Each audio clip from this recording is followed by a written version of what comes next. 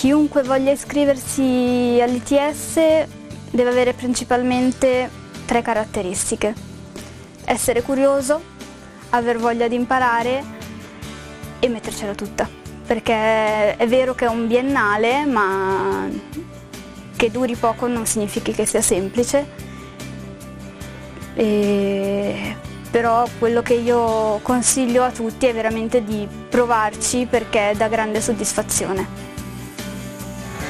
Impegno e motivazione sono la chiave per il successo che il percorso formativo ITS vuole conseguire per il proprio studente.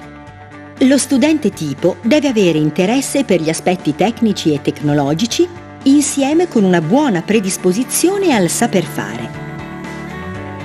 Altri fattori importanti sono la curiosità per tutto ciò che è innovativo e che consente un miglioramento di prodotti e processi.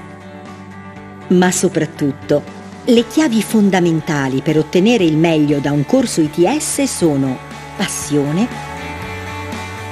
voglia di mettersi alla prova. Deve dimostrare interesse, volontà di apprendere, creatività. Deve metterci grinta, deve metterci passione, deve responsabilizzarsi. Devono essere curiosi, devono essere pronti ad accettare le innovazioni. Deve avere voglia di imparare, deve avere voglia di fare le cose seriamente soprattutto, e credendoci uno può arrivare al suo obiettivo principale. Poi sta tutto alla persona, crederci e metterci l'impegno è la base. I corsi ITS sono quindi particolarmente indicati a chi ha stili di apprendimento orientati a una formazione pratica. Grazie allo stage mi è stato possibile unire la mia passione per l'informatica con quella agraria. Questo mi ha permesso di realizzare una piattaforma web dove, grazie alla tecnologia QR Code, l'utente finale può visualizzare le caratteristiche botaniche delle piante presenti nel parco.